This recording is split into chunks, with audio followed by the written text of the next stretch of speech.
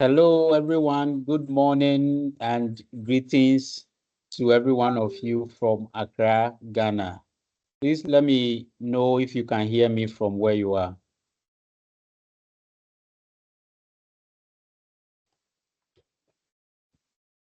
Oui, nous t'entendons très bien. Merci. Yes, pretty well.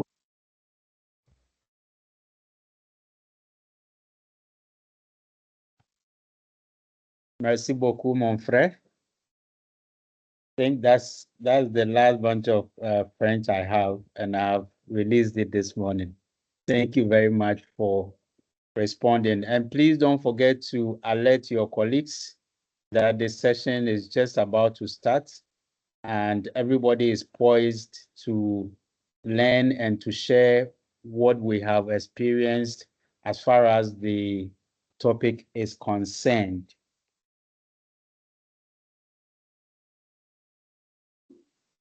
OK, bien reçu. À plus.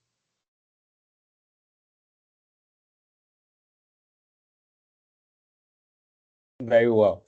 In the next, say 2 minutes, you can unmute yourself and tell us where you are joining us from. In no particular order, you can unmute yourself and speak. Maybe if you want to mention your name, that's fine. Then you tell us where you are joining us from.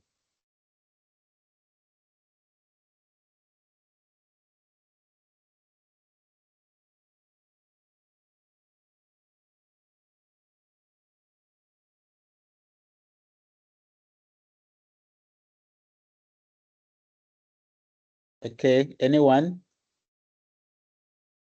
Hi, Frank. Can you hear me? Good morning. Yes, Carla, yes, I can hear you. Let's hear you. Okay, very good. So I am Carla Duarte, and I'm joining from Germany, Munich, and I'm originally from Cape Verde, Cabo Verde in West Africa.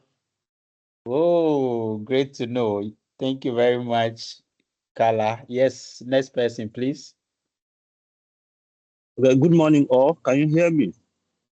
Yes, you are very audible. Okay, my name is Enefio Refio. I'm joining from Port Harcourt, Nigeria. Great to have you here. Great to have you. Thank you very much. Next person. Thank you. Eric Imbia, joining you from Tema, Ghana. Oh, Eric, good to have you here. Good morning. Hello, Peter, joining from. Hello. Yes, please go ahead. Please go ahead. Yeah, good morning. I'm Sumana Suare. I'm joining from Freetown, Sierra Leone. Oh, thank you so much. How is Freetown this morning? It's okay, Frank. Long time. How is Yes. Accra? Accra is very fine. A bright, sunny morning. Accra is very fine. It's raining. But it's okay. Oh, that's great. Okay. Great. Good Next morning, person. this is Peter, joining from Abuja, Nigeria. Peter from Abuja, Nigeria. Okay. Great to have you, Peter, from Abuja, Nigeria. How is Abuja this morning? Oh, very well. Very well. Thank you. Great to know. 2 more people. Good morning, all. Good morning. My name is Sheikh. I'm joining from Mali in Bamako, West Africa. Oh, Sheikh. My friend, how are you doing? I'm doing very well. Your side? Not bad. Would you want to share the same thing in French? Just what you said, share it in French. Je m'appelle Sheikh Oumar Koulibaly. Je viens de Bamako, Mali. Oui, merci beaucoup. Thank okay, you. one more person.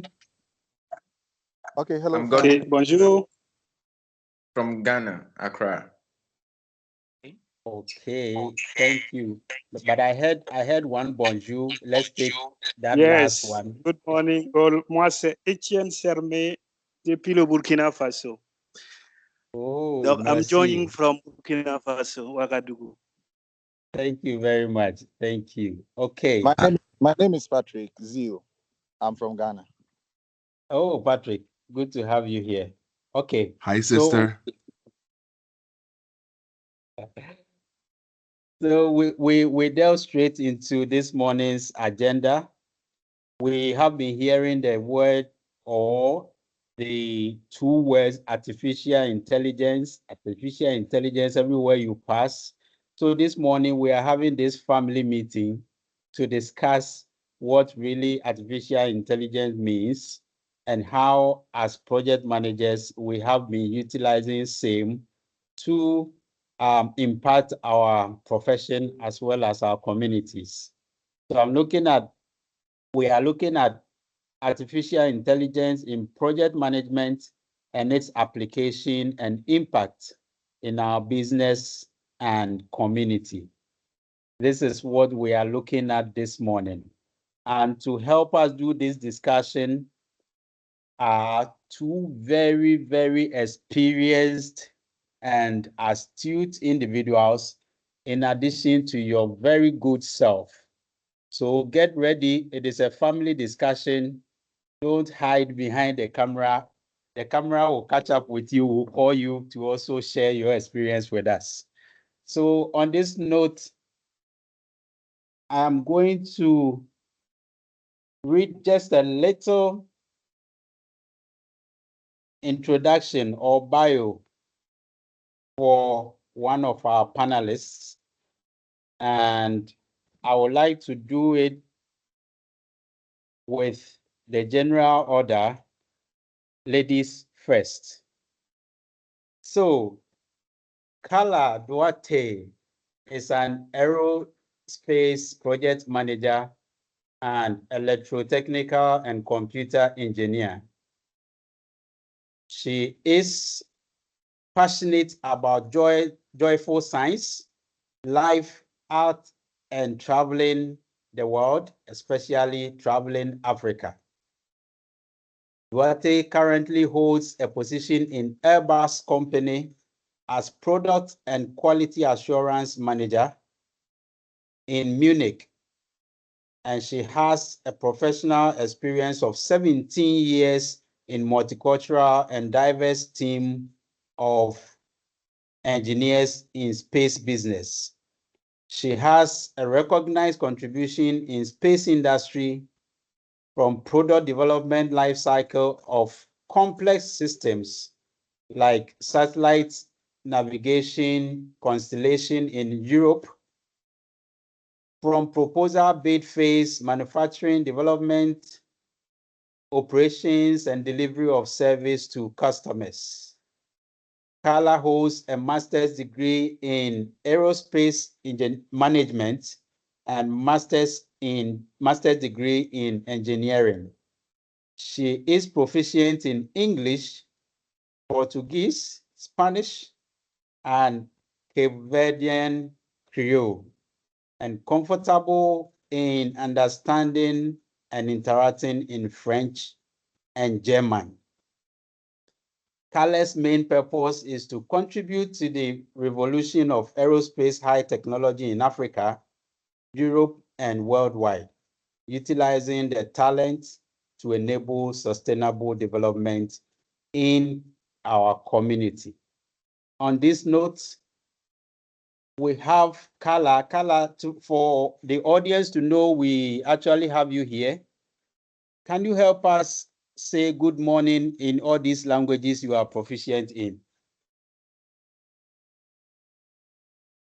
Yes, we can. Good morning, everyone. I can say bom dia. Bom dia a todos in Portuguese, in Portuguese. Buenos dias in Spanish, if any Spanish speaking people are here. Guten Morgen in Deutsch, so that's German. What else? Bonjour to our French community. Am I missing something, Frank? I think I said it all. Well, so far, Soppecher in Persian. Okay, so this is with Farhad. Okay. Yeah, good morning. To all. Thank you Good very morning. much, Carla. Thank you very much. In So, Dutch. audience, Can you hear me? Can you hear me? Yes, sorry. Can you hear me? Yes, Farhad, I'll come to you. One moment, I'll okay. come to you, Farhad. Okay.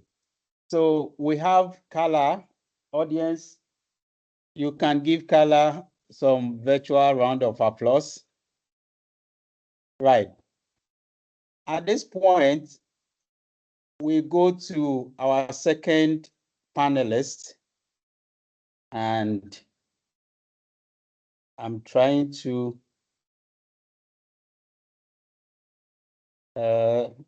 share my screen. A moment, please.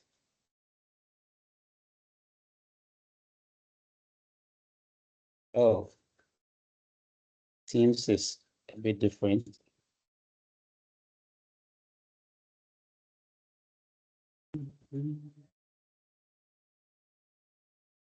Okay, please let me hear from you if you can see my screen.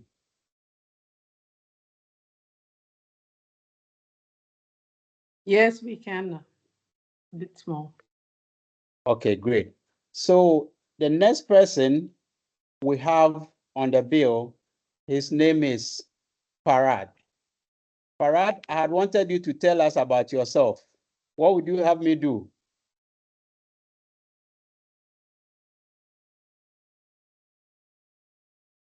Hello, Farad. Can you hear me? I rather you Google me. Google my name, please. Whoa. Okay. I did, and I see you are all over the internet. Whoa. That's impressive. That's impressive. Can you do the same with your ChatGPT? Let's see how it comes. Okay, ChatGPT. Oh, so Farad, you are starting the topic already. Okay. Yeah. Let's see. Let's do a demonstration. Yeah, let's see what ChatGPT tells us. Okay. Oh, so ChatGPT actually knows Farad. Okay. But that's not as impressive as Google was. I didn't like it. Would you please try another software called Perplexity .ie. Perplexity. Okay. Whoa. This is very innovative. You started the topic already. Okay. Yeah. Perplexity. Perplexity.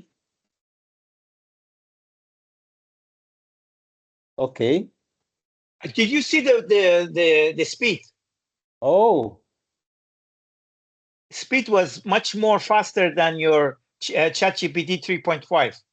Ah. Okay. And it's giving much more information. So it's a GPT together with a search engine.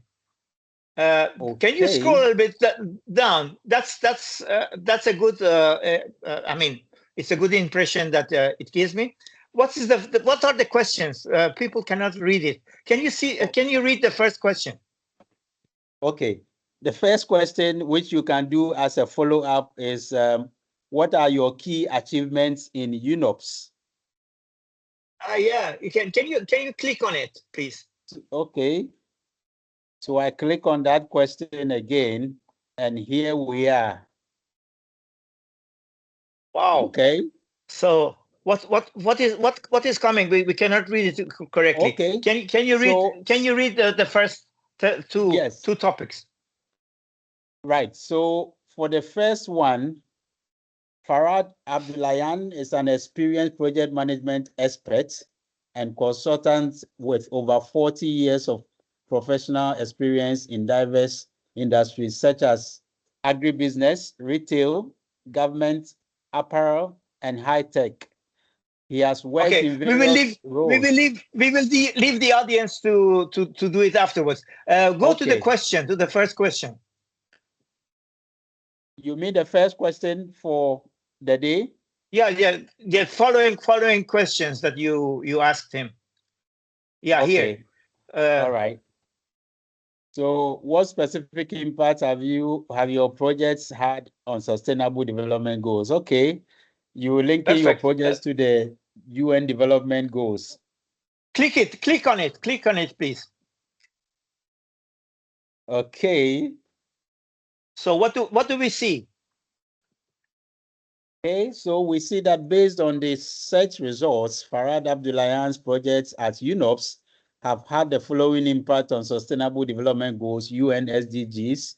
As the head of the PMO Compact at the MCA Niger, he is leading the implementation of a large-scale development program funded by the Millennium Challenge Corporation, MCC. This program is likely aligned with the contribution to multiple SDGs, such as the SDG 1. No, thanks, Frank. I have only 5 minutes, so I'm not going to use precious time that we have with my achievements or my curriculum. That was just a demonstration. You see, I've just came across this new software because 2 weeks ago I did for the 4th time a training session with one of the experts in the field. His name is Joseph Finocchio Jr., and he's introducing artificial intelligence in project management arena. And each time that I do the same workshop with him, I learn new things. And this is what I learned 2 weeks ago. So it's impressive. I mean, this Perplexity does the both things. Does the Google as well as the GPT. As you see, the generative artificial intelligence is a very powerful tool if you know how to use it. And that's my opening remarks. In this discussion, we're going to delve in it. Back to you. You have the floor. Thank you very much. But before you go, let's hear you say the same good morning in the languages you speak. To start with, I'm from Persian origin, so Ruz Bekhair or Sob Bekhair, both are good. I've been around the world, so I can say it in Dutch. Good morning, that's how they say it. And of course, bonjour, buenos dias, whatever. Good morning, guten Morgen, as Carla said. So back to you. Thank you. Thank you very much. And audience, I hope you were not lost. What we do on this platform, because we do acknowledge the language barrier that exists between our countries within the sub-region. We try as much as possible to give everybody a little bite of his or her native or mother tongue language. So don't be so bored. And Farad has already introduced us or taken us up to speed into why we are gathered here this morning. And it will not be far-fetched for you to have a sheet and a pen beside you to be taking a few notes, because this is a master class. There are many things you can learn for you to actually apply instantly. So the history of artificial intelligence dates back into ancient world, but the first time a fund was actually founded or a research was inducted for some work to be done into the field of artificial intelligence was as far back as 1956. And just after that time, there were just a few insights just beyond the theory that existed. But recently, in the past few years, we woke up to the advent of ChatGPT. Even though we had been using many other AI stuffs from Google and other places, ChatGPT came in to, increase the awareness of the technology.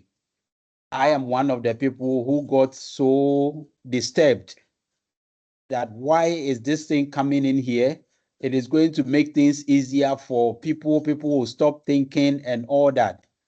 Then my mind was drawn to the fact that when you talk about the human body, almost every body part and organ has its artificial counterpart created thanks to technology. So if prosthetic leg has been able to make somebody move around, even though the person has lost a leg or two, if prosthetic arms have been able to get someone new arms, even though the person has lost the arms, why bother so much about something that is coming to augment your natural intelligence? So I said, well, I better sit up. Then I decided to find out from our panelists before we go to our audience later on. Carla, how did you receive the news of the advent of ChatGPT and its attendant development from other developers and other industry players? And how have you settled in it now? Were you resistant? Were you an early adopter, or you were just hesitant? Carla. Yeah, Frank. So for me, how it first came to me through ChatGPT was through a friend. I was traveling to Mauritius, and then she told me there is this revolution. It's gonna change everything in the world, and we all are gonna use it, and so on. And this is through her. I start using ChatGPT, and also she was very much into reading books, and then she wanted us to start a project that we would read, because there is a lot of content and information out there. So we could read, do resumes of the books automatically. We don't have to go through the book. Of course, if you are passionate about reading and knowledge, looking at the resume is not the same. I had a little bit of resistance, but on the other hand, on my technical, scientific side, in my engineering degree, we already use algorithms for doing automation in different kinds of engineering process. So I was quite open on that part. Yeah. Back to you, Right. Frank. Thank you very much. 30 seconds to summarize this in Portuguese, what you just said. Yes, 30 seconds. So, a primeira vez que eu ouvi ChatGPT foi através de uma amiga minha que é moçambicana, não sei se tem aqui colegas de Moçambique online, e ela me introduziu o ChatGPT, estava a viajar e usamos o ChatGPT para ver coisas de viagem, e também queríamos começar um projeto que é para fazer resumo automático usando AI dos livros. Não? Tive uma resistência nessa parte, não é? Porque é a escola antiga, né, de ir ler todo o livro e não usar AI para ver só resumos, mas na outra parte tive bastante abertura, porque com o meu background de engenharia, sempre na parte da algoritmia, usar algoritmos para automação, tinha uma certa abertura nessa parte. Back to you, Frank. I try to summarize 30 seconds. Thank you very much. So, Farad, same question to you. How did you receive the wake up to ChatGPT? Are you an early adopter, or a hesitant one, or you were just not in favor of the idea? On the contrary, I was following the evolution of artificial intelligence in many aspects. We are using it for the last 20 years without knowing. I mean, if you look at your prompts, when you spell something and it corrects you, that is already artificial intelligence.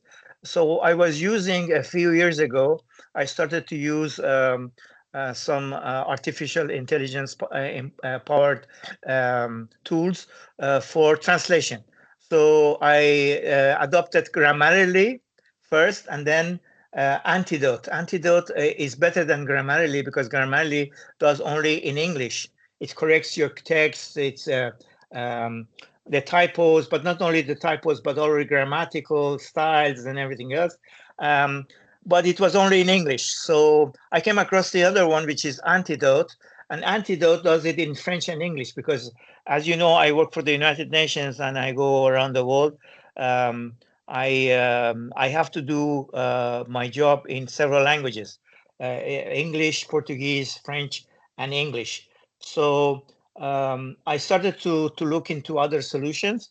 And then in the late 2022, came across this new evolution of large language models, and which was launched as ChatGPT just a few months afterwards.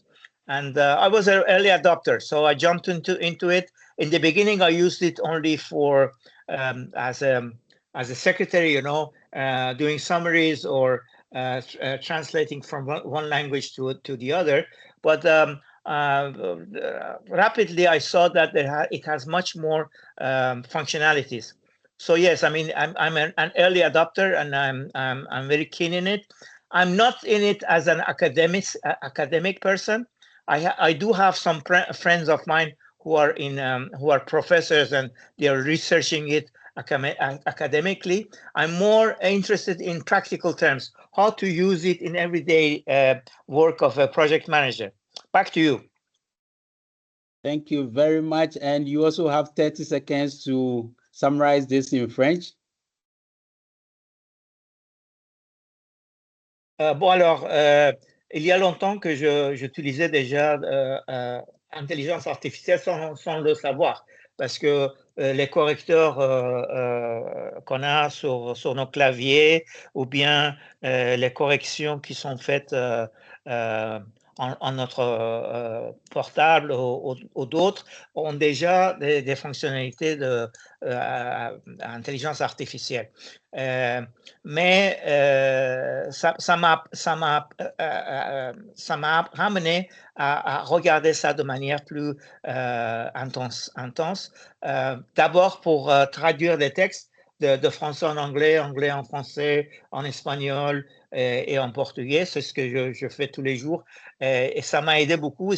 Il était beaucoup plus supérieur au traducteur de Google, par exemple. Donc, j'ai trouvé déjà un intérêt et j'ai commencé à travailler aussi pour faire des sommaires des textes, etc. Donc, ça c'est ma première approche. Mais j'ai vu qu'il y a beaucoup d'autres choses qu'il peut faire à cause de manière qu'il est organisé, de réseau neural. Donc, ça nous aide à, disons, faire basiquement trois choses.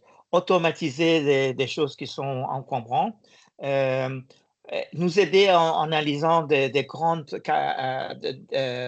données et troisièmement, augmenter notre intelligence humaine pour faire des choses beaucoup plus approfondies.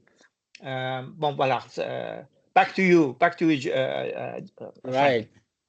Right. Merci beaucoup. Thank you very much. Now, Carla, we are coming back to you. So, having accepted that AI has come to stay and having adopted it, how do you use it in your day-to-day activities as a project manager?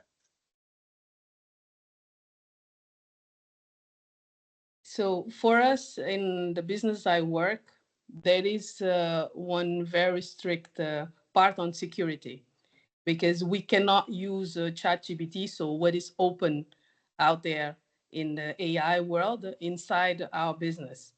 Although we have internal capacities where we can use ChatGPT, like HR and so on. What I have experienced in my work exactly is in automatic detections of anomalies.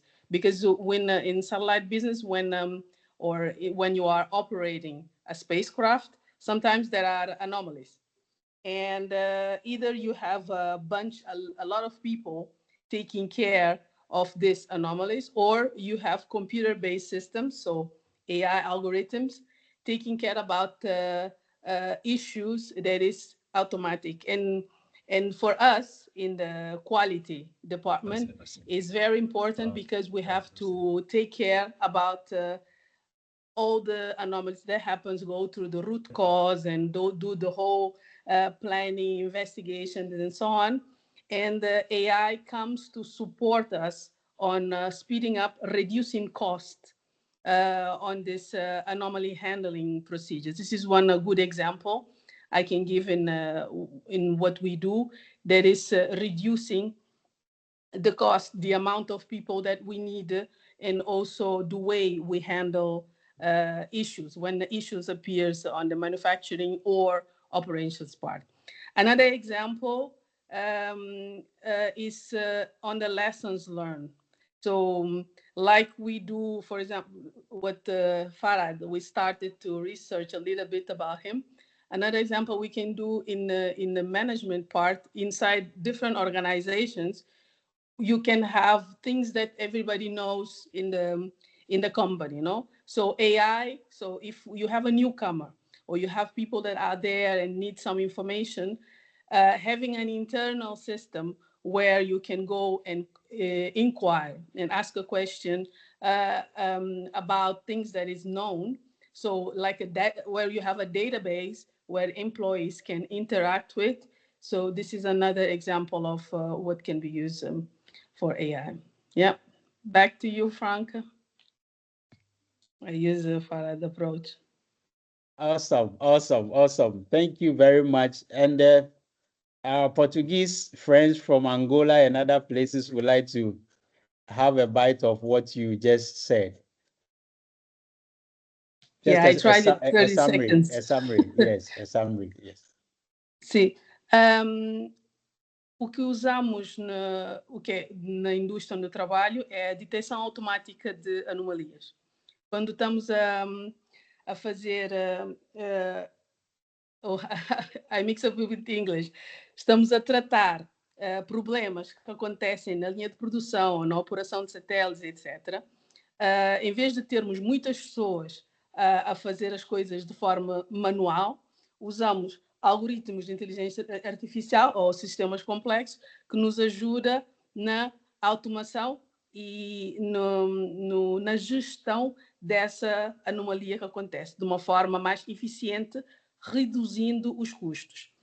Outro exemplo que eu dei é na parte das lições que aprendemos, lições aprendidas dentro da empresa, que é quando tens, por exemplo, um trabalhador novo, tens uma database, um sistema de dados com informação, onde o trabalhador pode ir lá e fazer perguntas a esse sistema, a coisas que já se sabe na empresa, que é uma forma também de introduzir.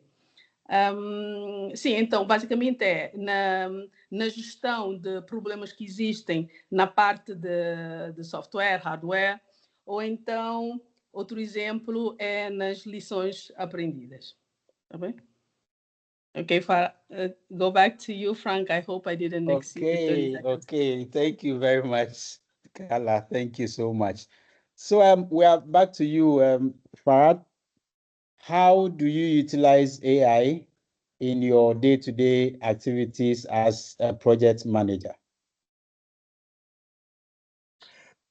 So first of all, as I told you, it was an evolution. So I started as just a secretary doing summaries or translations, but rapidly I did some more interesting things. And as I told you, I was doing a lot of courses. PMI has 2 courses that I suggest that everybody does. Those who are members, of course, is free of charge. One is free of charge for everybody, which is the overview, and the other one, which is data landscape, is a more advanced and is free for PMI members, but you have to pay if you are not a PMI member, and it's a good thing. I have those 2 micro credentials. I think it's very good. As I told you, I did also some workshops in terms of usage of generative AI with other scholars, one specialized in risk, and the other one, much more generalist, Joseph Inacio is a very innovative person who does new things. And I sat the 4 sessions of the same workshop, but in each workshop he introduces new things. So whenever he does it, I do it again. So because I learned with him a lot, and that's very interesting. But in day today, I would like to do a small presentation. I'm going to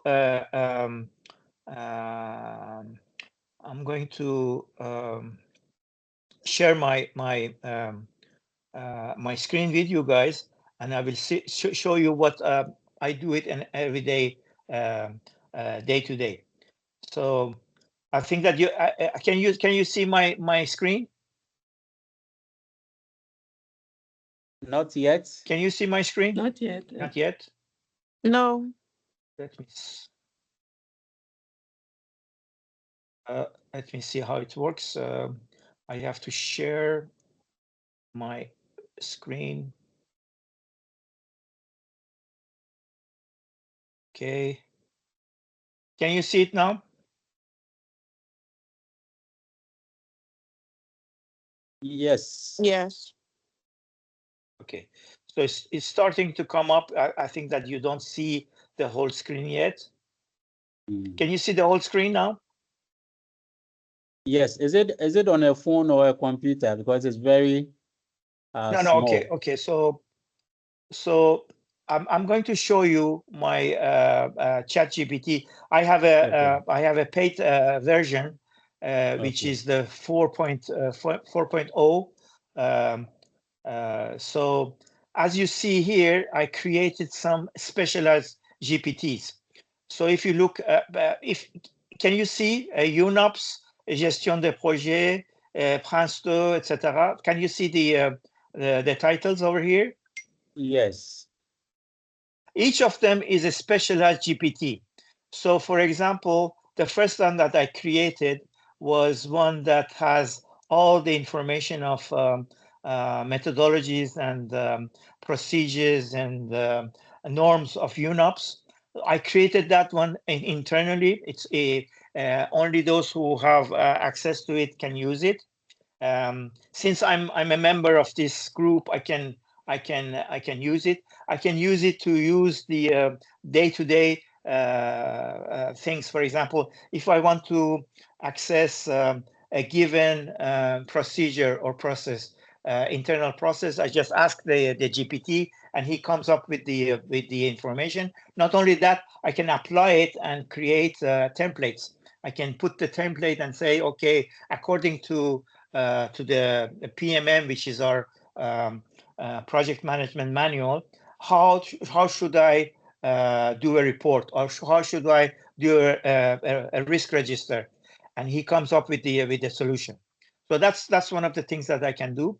And I created another one for the United Nations office in Niger. When I was there, I was head of the agency representing UNOPS in Niger.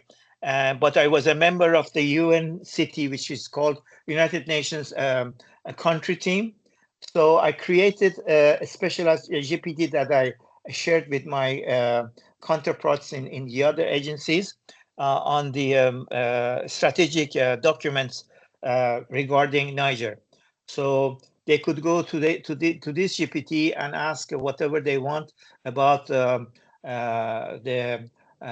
country common analysis, the partnership framework that we have with the government, and also how to come up with the crossing information from the development program of the country with the cooperation framework that we were using at that time. What are the interfaces are? What are the synergistic parts? I can ask all these questions, and it comes with rapid analysis. This is to gain productivity. 2 weeks ago, I did a workshop on Prince2 to prepare people to pass the foundation exam. So I created this GPT is open. what I did, I put all the information, the manual and the templates and everything else in it, and it's in French, so that people can use it to prepare themselves for the exam. So you see that it has several kind of application. And last but not least, I just arrived in Kinshasa as senior project manager for a huge grant management initiative that we are doing with CAFI. CAFI is the African initiative for rainforest countries. The objective is to contribute to multiple SDGs as CAFI's objectives for the countries are to reduce gas emissions, take climate change actions, and so forth. So what I did, I uploaded all the information, open source information of this climate change issue in Africa. So I can ask him anything about it, and he will give me the right answers. And also, I put the agreements that we have with CAFI as implementation agent, so that I can do, for example, requests or project plans or any other artifacts that I want to do. I can use this specialized GPT to do it. So these are the things that we have. I mean, it's I'm using it intensively on a day-to-day, but also I use it for fun. For example, my hobby is gastronomy. So I have this cuisiniera Nastasia she helps me to do foods in Brazilian and Portuguese gastronomy. So you see, it has a lot of things that can be done. I'll give the floor back to you, and I'll stop the presentation. Wow, back to you.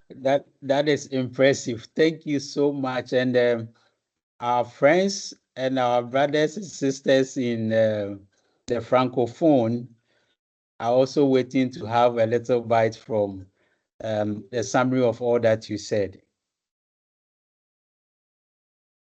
Bon, bah, tout d'abord, bon, après avoir pris connaissance de cette évolution, tout de suite, j'ai entendu que ça peut servir pour plusieurs fonctions que j'ai. Bon, au Niger, j'étais représentant de l'UNOPS au Niger, et en tant que tel, je participais aussi avec les autres chefs d'agence dans les activités de planning stratégique, pas seulement pour les Nations Unies, mais aussi en tant que partenaire de gouvernement local. J'ai créé des GPT spécialisés pour se concentrer sur ça. Et ça veut dire que pas seulement le GPT, il peut aller chercher partout sur le Internet, mais aussi avec des documents spécifiques que je télécharge, ils peuvent avoir plus d'accès spécifique et plus rapide sur certains points. Donc, j'ai créé plusieurs GPT. Chaque GPT est spécialisé en quelque sorte dans un domaine donné. Donc, j'ai créé un GPT pour l'ensemble des initiatives au Niger. J'ai créé un autre pour donner un cours de gestion de projet basé sur Prince 2.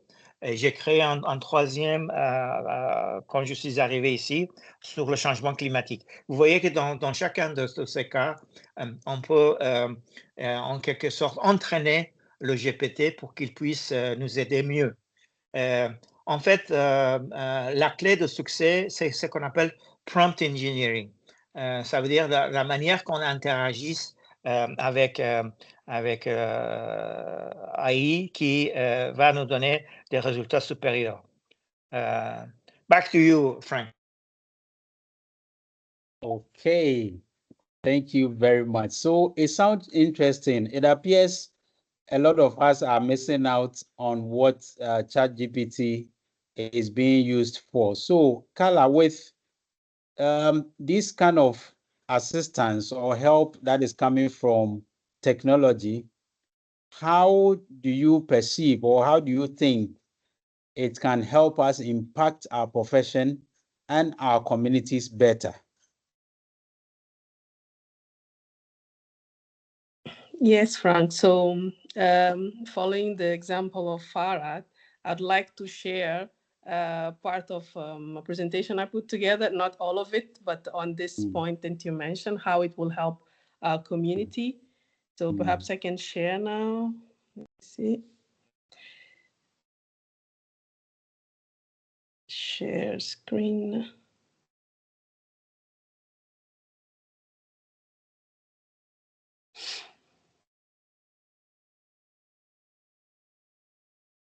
So can you see my screen?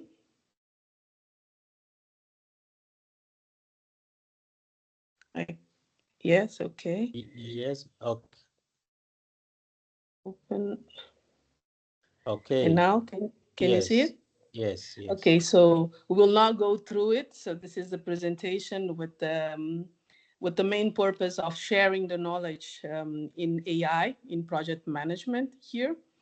And going directly to your question on how it can, from the experience in the aerospace industry, there are different projects, and it's a business that is, we have to be very secure and compliant to many requirements at security level, requirements at national level, and so on. And what I've seen in Germany, this is where I worked, there is a standardization roadmap done at the government level, looking not only what the technology can bring, but also on the ethics and the quality assessment certification. So there is a German standardization roadmap for AI. And also at DLR, I used to work there, is the German Aerospace Center. They built now a full research institute, a new research institute dedicated for artificial intelligence and safety and security in the aerospace business. You can find different initiatives in the UK. They have a strategy for that, CNES. The Japanese started a long time ago. They have consortia that will look into industry together with universities to do this, to find the innovation path to help the community. So looking into critical applications such autonomous vehicles, predictive maintenance, and so on. During this work, what I was very happy is that in our community, so at African Union level, we also have an AI strategy. And there is I have it here, there is a white paper and a roadmap at African Union. Is available, so it's open. You can go to the webpage. I put some reference there, and you can go through what is the agenda, what is the roadmap that is in our continent that we are doing that. So going back to aerospace, why should we invest in that? So what does it bring, the applications and impact in our community? So a lot of people sometimes ask me, but why do we need satellites in Africa, or we have other priorities? So the answer to that is, and it's also known and it's out there in our Africa community, that we should invest in satellite platforms for the deployment of solutions that will have a high impact in our economical sectors. For example, agriculture, climate monitoring, coastal and maritime surveillance. For example, one of the projects I worked on, like navigation for GPS, a lot of people know GPS. In Europe is Galileo, the Russians have GLONASS, the Chinese have their own navigation system. One of my dreams is to have this in Africa, the navigation. So one application is also our coastal and maritime surveillance, and use this in different in different industries in our community that will bring an economical and advancement for that. So Frank, are you following me?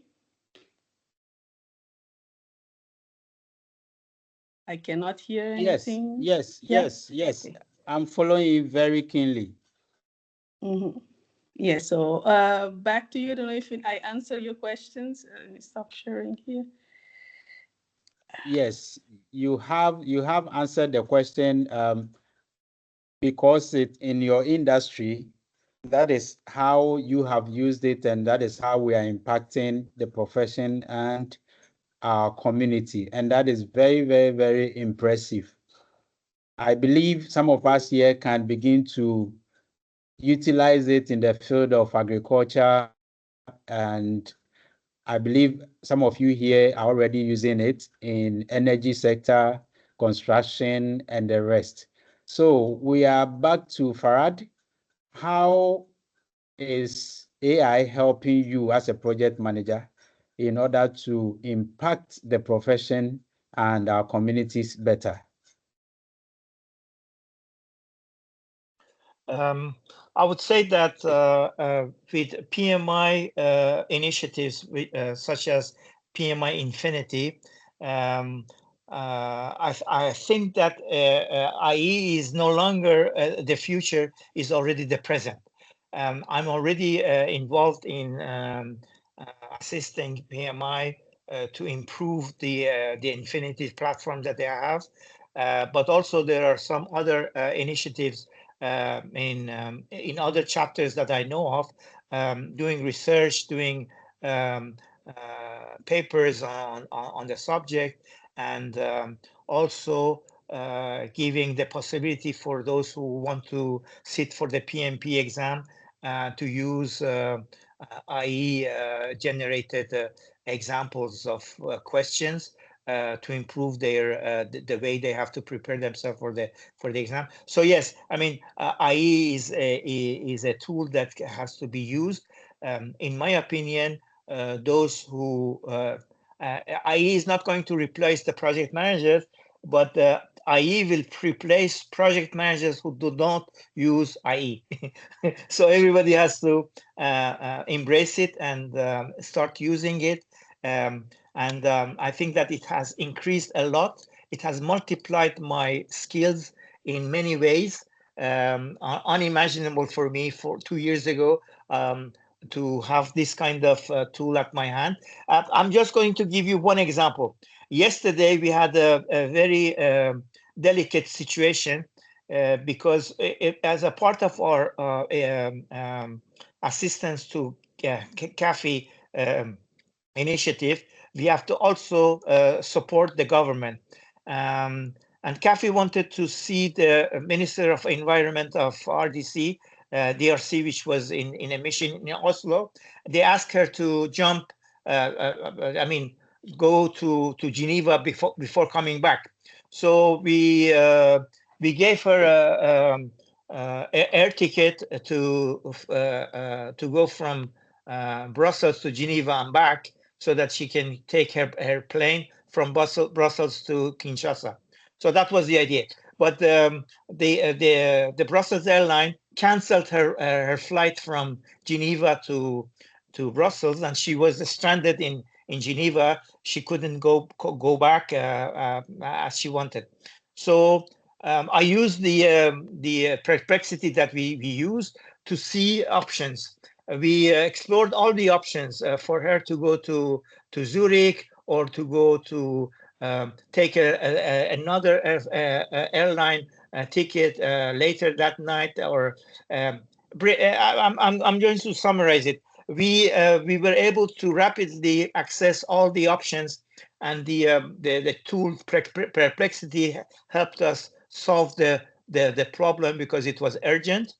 And if we wanted to do it alone, we would have lost the opportunity to help the minister to come back to Kinshasa on time. So that's a very practical manner of using artificial intelligence in a day by day. If you know how to use it, it will increase your productivity, and it augments the knowledge that you have. You can go further than you could before. Back to you. Right.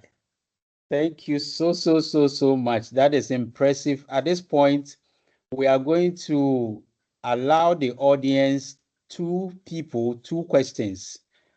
before we move to the next stage. So the audience, you can raise your hand and then you will be called. I see Ansu, I see your hand up. Is that the hand we can pick for a question, or you would want to lower it? No, it's for a question. Thank you, Frank. Great. This is for Fahad. Hi, Fahad.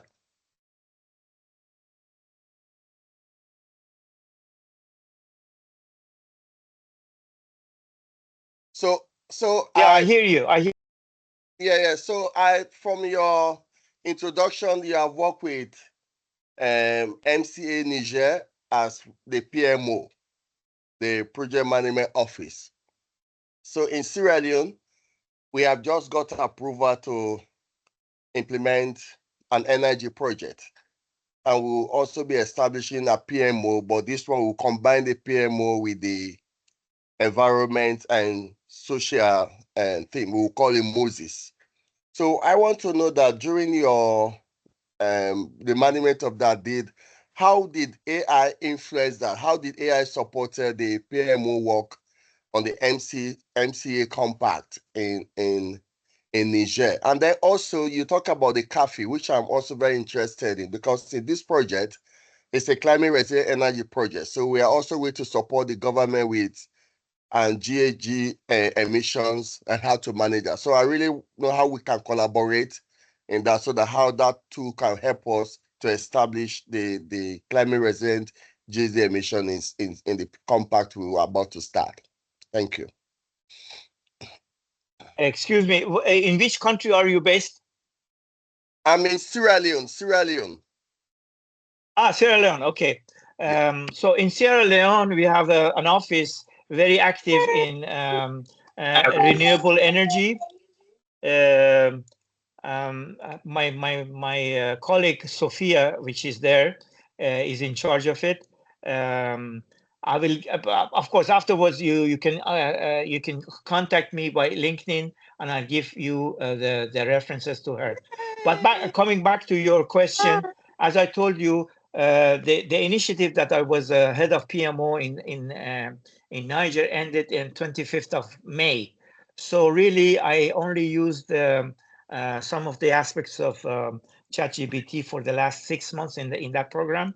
And Carla mentioned lessons learned. I use it exactly for lessons learned.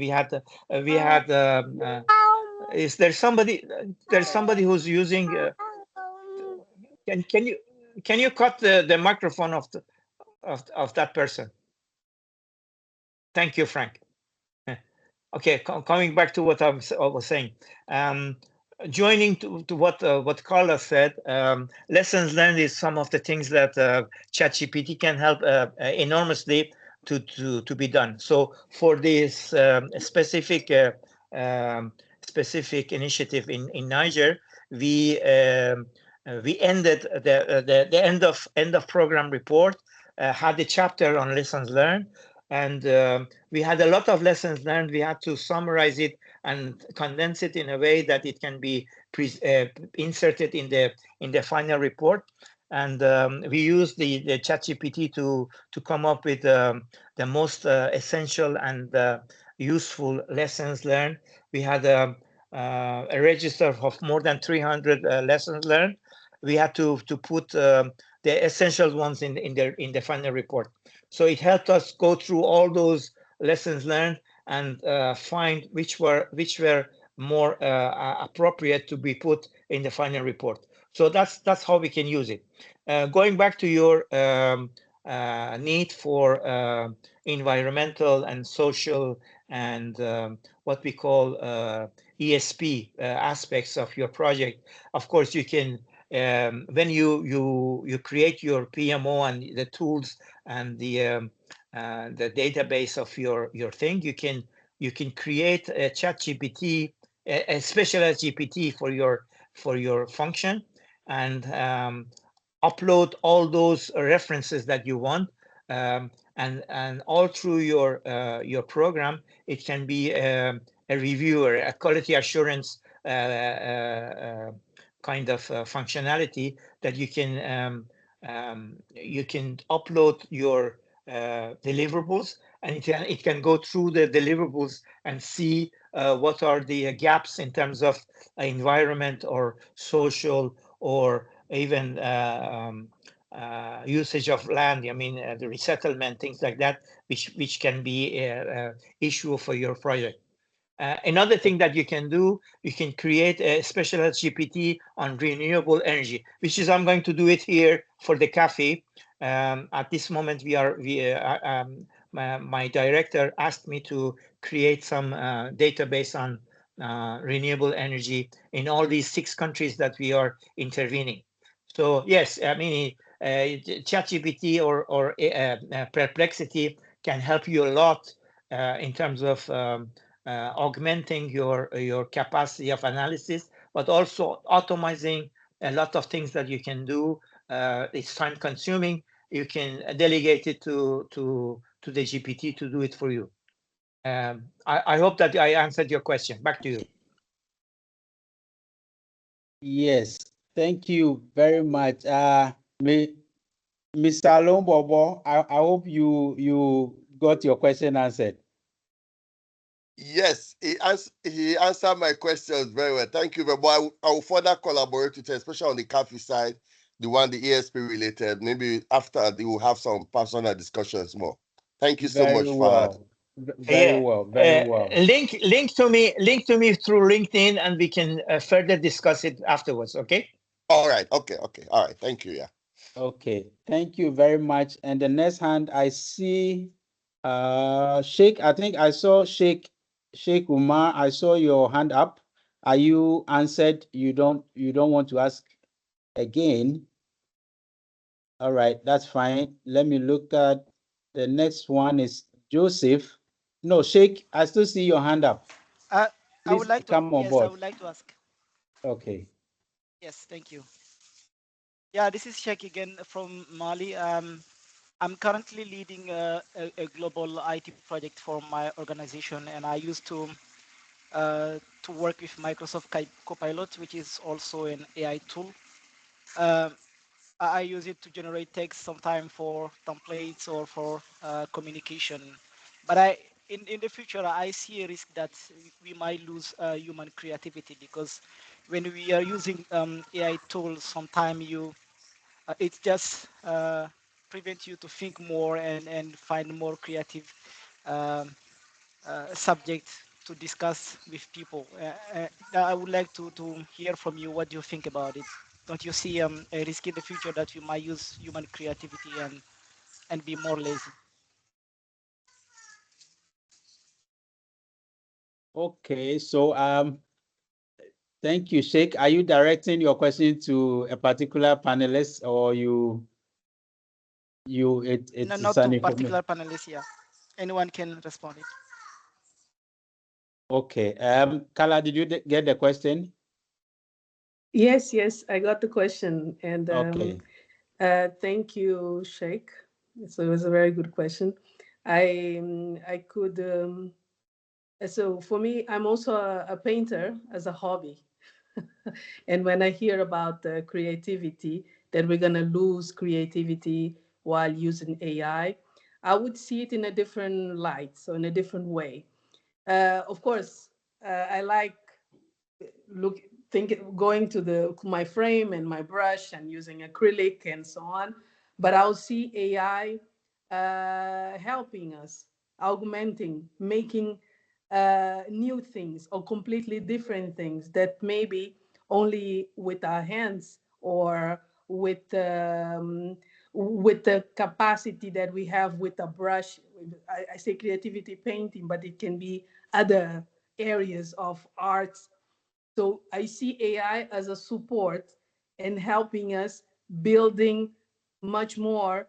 And because, for example, for me, when I'm painting, there are things that are in my head that I can try to paint, but it's never coming out as I am thinking about it. So imagine, so I would see AI supporting us on being more creative.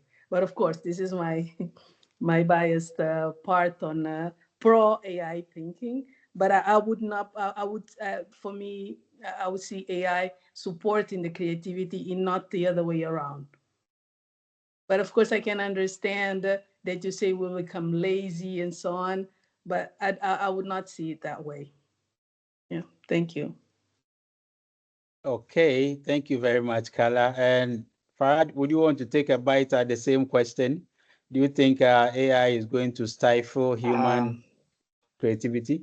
Now, first of all, I agree totally with Carla.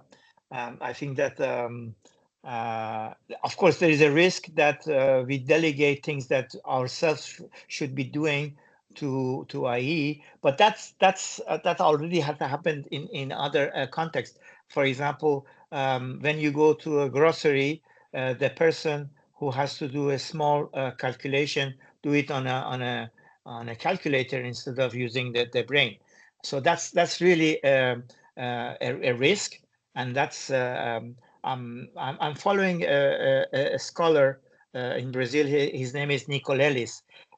He's specialized in neuroscience, and he was behind the kickoff of the ball in the Brazilian World Cup. The robot that kicked the first ball in the World Cup. So he says that human beings as a whole are losing some of the abilities that had in the past. For example, at my high school, we didn't use calculators, so we had some skills of doing calculations rapidly without using any other format. Nowadays, people are not using that. You know, if you ask somebody to do a math equation nowadays, they don't know how to do it because they put it in the Excel sheet or in a and that's the risk. That's a really risk, and we have to be aware of that. But as Carla said, I'm looking at it as a positive way, and I'm very eager to use it for the good, not for the bad. That's a real ethical problem that we have with AI. We have to be very conscious of what are the risks are and try to avoid them.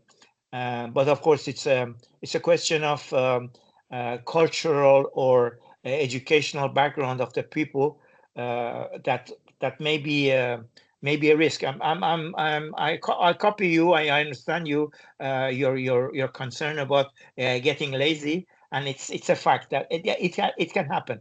But there are ways of avoiding it and mitigate it in a way. Back to you. Right. Thank you very much. But before we go to the next question, because this issue of risk associated with the usage of AI has come up, I would like us to throw a bit more light before we pick the next audience to ask a question. So back to you, Farad. What are some of the risks that you think are associated with the usage or extensive usage, or let me say, delegating a whole lot of or your whole life as a project manager or as an individual to AI? What are some of the risks? Okay, now I used to be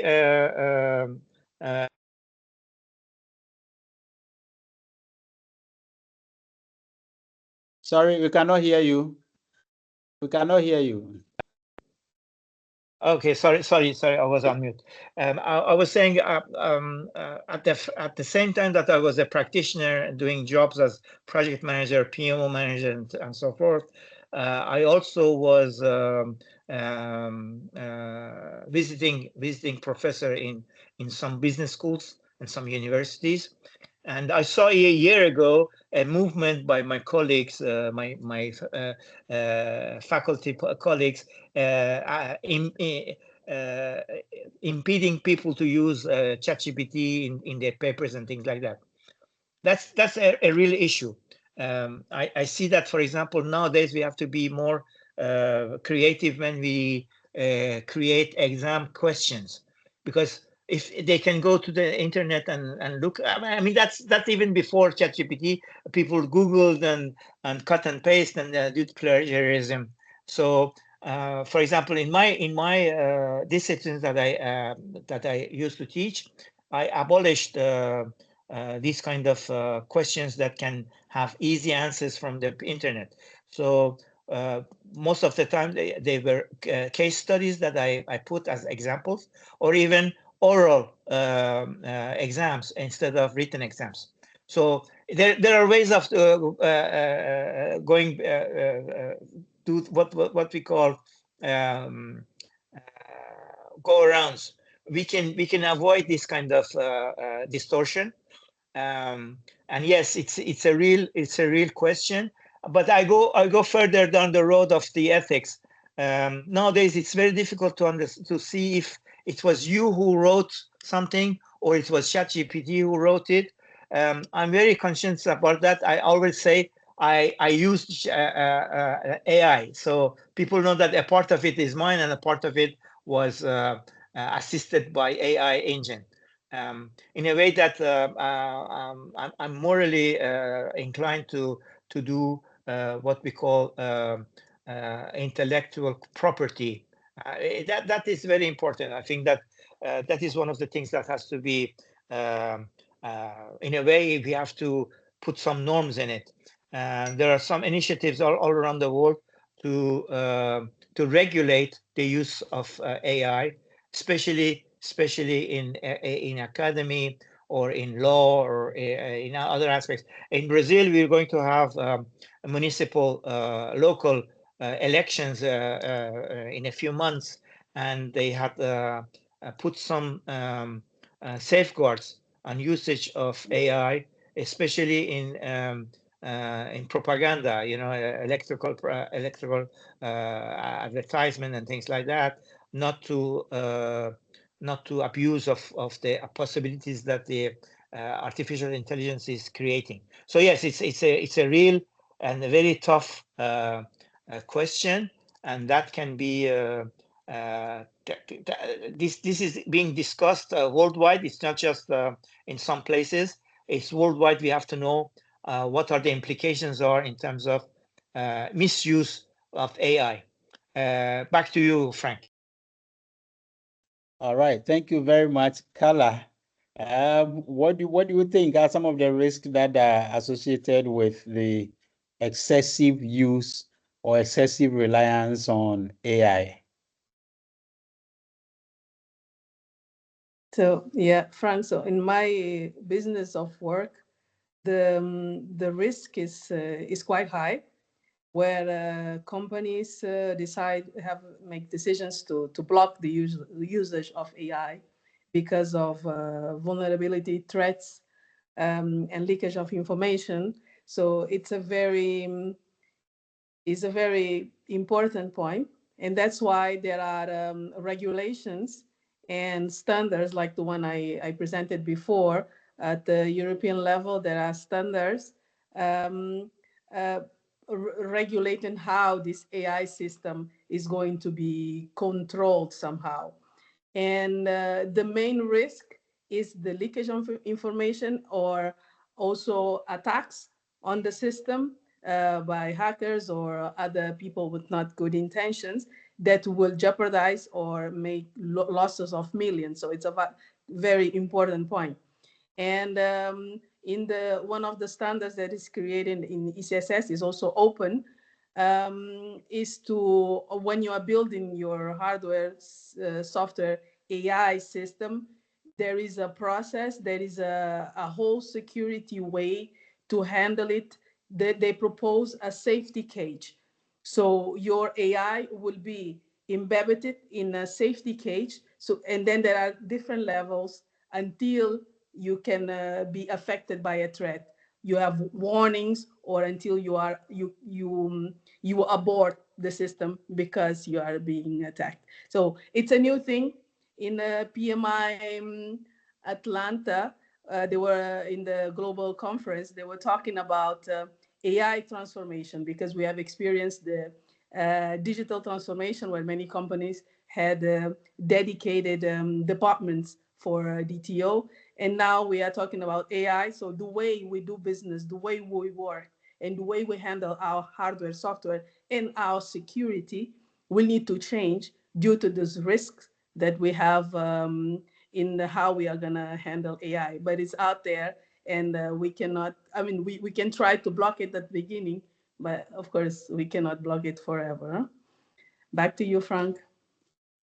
Thank you all very much. So in essence, if you do not know what the right answer should be, I guess you wouldn't be able to decide whether what AI is giving you is correct or not.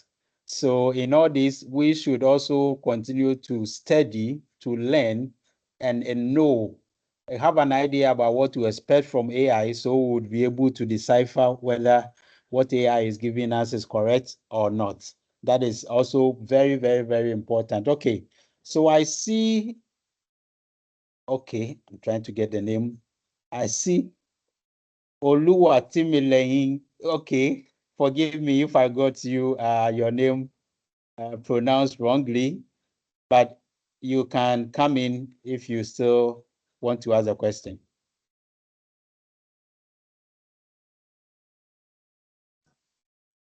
Thank you very much. You did well in pronouncing my name. It's actually Oluwatimileyin. Oh, thank you. Thank you. So my question, first and foremost, let me appreciate all the panelists, everyone leading the meeting. You are doing well. You are giving us a lot of insight, direction, and great information about what is happening and how we can use this to enhance our work as project management professionals. My question is, how do we reference, if we are using generative AI for academic project writing, how do we reference authors? That's my question.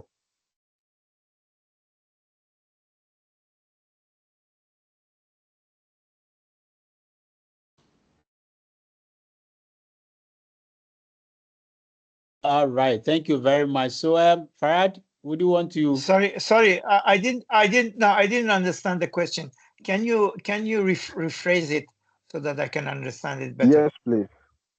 Yes, please. My question is, for example, as a student, if I'm writing an academic project and I'm doing research, getting information and all those things. Usually, if I'm referencing a journal, a textbook, and other write-ups from authors, I'm going to reference it, okay? But now when I use generative AI, either Perplex or ChatGPT and so on, to, do a research, get information, how do I reference it in my project work? Thank you. That is a very interesting question, and it has a very simple answer. You can, when you do the prompt in ChatGPT, you can add that he has to give you the sources where he got the information. So instead of citing ChatGPT directly, you will reference the sources that ChatGPT used to come up with the answers to you. So academically, you can be sure that you're referencing correctly. Back to you. Thank you very much. That was very insightful. I appreciate it. Right. Thank you all very much. Let me announce to all of us that we have placed the link for attendance in the chat box, and we entreat all of you to try as much as possible to fill the form, especially for the certified professionals in PMI certifications, so that we can have your PDUs allocated for you. Let me also inform you that this is a collaboration among the PMI chapters in the West Africa sub-region. We have PMI Ghana chapter, PMI Liberia, PMI Niger, PMI Nigeria, PMI Senegal, PMI Togo, PMI Benin, and PMI La Côte d'Ivoire. We are all represented. We have other chapters which are still in the formative years and potential chapter stages like Burkina Faso and the others, but they are also represented here with some people from Burkina Faso and some leaders who are championing the formation of the chapters. So if you are in any of these countries and you are not yet a member of the chapters, please do get in touch, or when you provide your information, the leaders in that country would reach out to you and discuss how you can also become a member. This is a community where continuous learning is our hallmark. Okay, our next question will come from Enoch Abuaje. Enoch Abuaje, if you are there, please, the platform is yours. Yeah, hello, good morning. My name is Enoch. My question is a follow-up from my brother from Nigeria. I'm a member of PMI Ghana. I want to find out, after asking ChatGPT to help you with the referencing, is it okay to declare that you use ChatGPT or AI one way or the other in doing your research studies? Thank you. Thank you very much, Enoch. And once this is academic, I would like us to go to the professor, lay Professor Farad.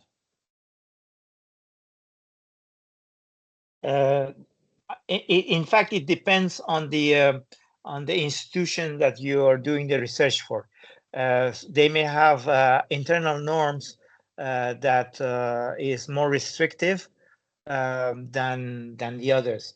But anyway, the more important thing is that when you do your research using ChatGPT, ask the ChatGPT to give you the sources of where he got the information.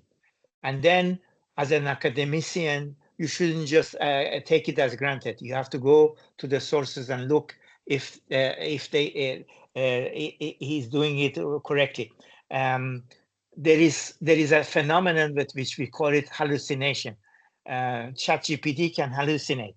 He can, because whatever you ask, he will give you an answer. The answer, if he doesn't find the answer, the right answer, he gives you the wrong answer. So you have to be very careful what you get from ChatGPT, especially in academy. So it's very important not only to ask the sources of the information that he's replying, but also check the sources when you do an academic paper. Okay, back to you. Okay, thank you very much, Farad. Would you want to? I think we have deprived our French and Portuguese colleagues. Farad, would you want to summarize that in French, please? What the answer you just gave on the issue of the academic work? Il faut être très conscient quand on fait une recherche académique de citer les sources. Et on peut mettre dans le prompt de ChatGPT de fournir telle source, d'où vient l'information qu'il est en train d'élaborer. Et une fois cela fait, et on peut le citer, mais il faut aussi aller vers les sources et checker à nouveau, vérifier à nouveau si réellement la source est confiable. Il y a un phénomène qu'on appelle hallucination. ChatGPT répond, même s'il n'a pas une bonne réponse, il va inventer une réponse. Donc, il faut être très consciencieux qu'il peut y avoir ce qu'on appelle hallucination de côté ChatGPT. Donc, il faut faire attention. Il faut aussi faire un double checkage avant de le mettre dans un travail académique. Mais aussi, il faut voir les normes académiques de l'institution où tu es en train de soumettre ton travail. Parce qu'eux, ils peuvent ne pas accepter ces genres de recherche. Donc, il faut faire attention, double checkage. Je veux dire, checker les sources et regarder si les choses qui sortent de ChatGPT sont correctes. Ça, c'est une chose. Et deuxième chose, voir si votre institution permet que vous utilisiez ChatGPT comme un engin de recherche. À vous. Frank. Merci beaucoup, merci beaucoup. So, I don't seem to see any other hand presently. So we are back to the discussion, and at this point, Carla, I want to find out from you, with all the cautions that are coming up, with the fact that AI can also hallucinate, and when they don't find the correct answer, they may be tempted to lie to you. What skills should a project manager develop in order to be able to decipher between correct answers and a hallucinated result? Frank, the first that comes to my mind is common sense.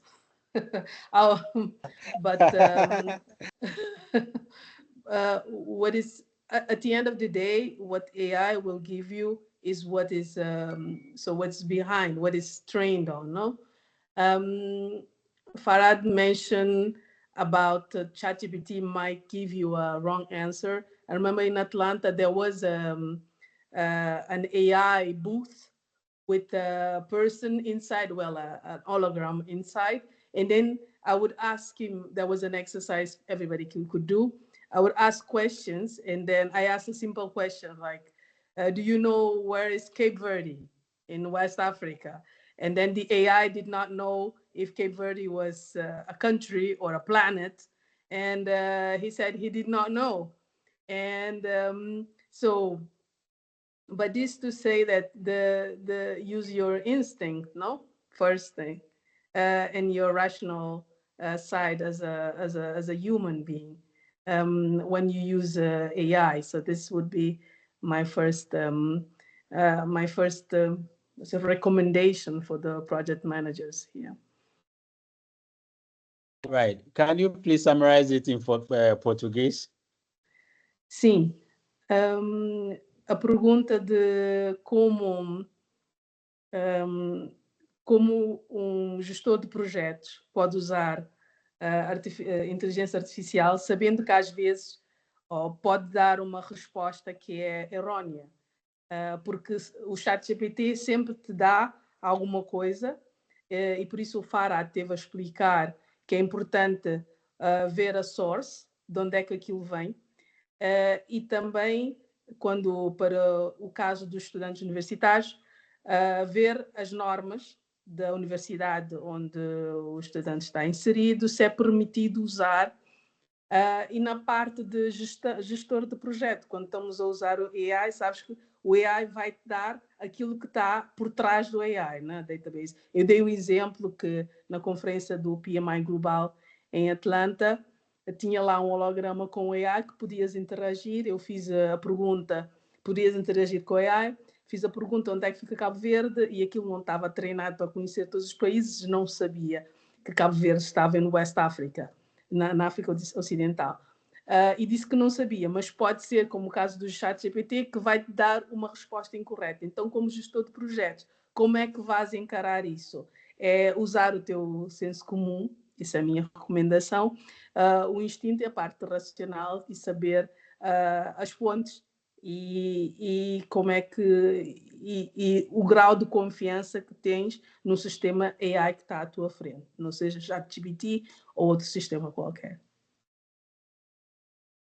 Back to you, Frank. Thank you very much. Farad, what skills do you think project managers should acquire to be able to live side by side with AI without falling prey to the hallucinations? Before answering this very interesting question, let me just compliment what Carla said. 2 or 3 days ago, I did the same exercise that we started this session by asking Perplexity, who am I? and he came up with executive director of UNOPS. I never was executive director of UNOPS, and I told him I never was executive director of UNOPS, and I gave him some more information. And that is very interesting because all these engines have what they call deep learning. They learn with their errors. So if you correct it and do some follow-up questions, then the question would be of better quality. So don't get for granted the first things that come up. Check it and see if it's not hallucinating, and correct it. And the system has this self-learning procedure, and the next questions and next answers would be of better quality. So now back to your question that you asked about the skills. You know, we have this phenomenon which is not new, which is called CISO, garbage in, garbage out. So the first thing that we have to understand is that we have to be able to do intelligent requests to ChatGPT, what we call prompt engineering. PMI had a paper on this recently. I would suggest everybody to read the prompt engineering paper that PMI produced, which means that the way you formulate, the way you elaborate your question is the key to the right answer. It avoids even the hallucination. If you give them in your request elements that he or she can base her answer on, that would help to have a better quality reply. So one of the skills that the project managers have to acquire is prompt engineering. The other aspect is what Carla said, that is more a skill to be suspicious of what comes out and to check and to be able to have some quality assurance of what comes out. For that, you have to have intelligence, I mean, human intelligence, to be able to check the artificial intelligence. And that is very difficult to teach because it's a very subjective matter. It has to do with intuition, as Carla said. You have to be suspicious about things that are not very orthodox, I would say. Okay, I will say it in French before giving the floor back to you, Frank. Il y a un aspect très important en utilisant intelligence artificielle, c'est de la manière qu'on interagisse avec l'intelligence artificielle. Ça veut dire que la manière qu'on pose la question, on élabore notre requête pour soumettre à GPT est la clé de succès. Ça veut dire que si on pose bien la question, on donne des éléments pour qu'il puisse aller chercher les bonnes réponses, la qualité de réponse va être supérieure et ça nous aidera aussi à éviter le phénomène de hallucination que je vous ai dit. Donc, si on fait des questions très génériques, très larges, la réponse aussi va être très large ou très générique. Donc, il faut faire d'une manière qui soit utile pour l'usager qui est en train de faire une requête auprès de ChatGPT. Back to you, Frank. Thank you so much.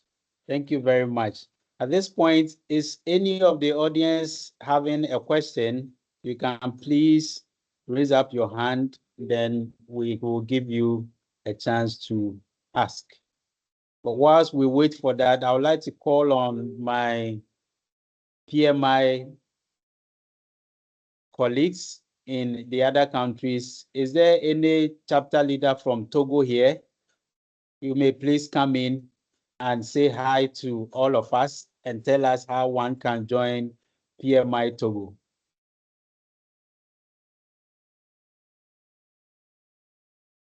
Hello, Frank. Hello, Carla, Farad. this was a great session, and we enjoy listening to these knowledgeable people, Farad and Carla. Thank you very much for the great insight so far. So for PMI Togo, we have so far our website. Nous avons notre site web, pmi-togo.org, à partir duquel les membres potentiels de la diaspora, du Togo, de l'Afrique peuvent se connecter et procéder et adhérer en tant que membre à PMI Togo.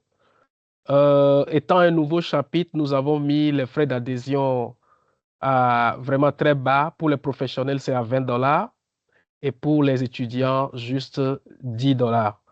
Et quand nous disons $10, ça ne coûte rien, c'est pratiquement 6 000 francs pour les étudiants. Donc pour les autres, c'est à peu près combien? Disons 12 000, 15 000.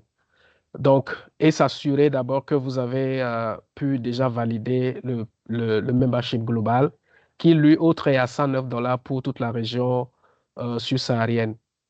Donc, Franck, merci infiniment pour ta facilitation. Thank you, Frank, for your facilitation. Yeah. Thank you very much, my brother, friend, and member. Okay.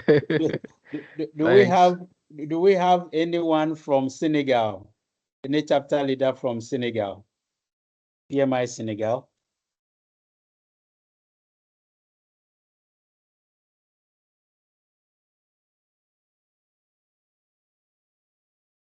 Okay. PMI Benin?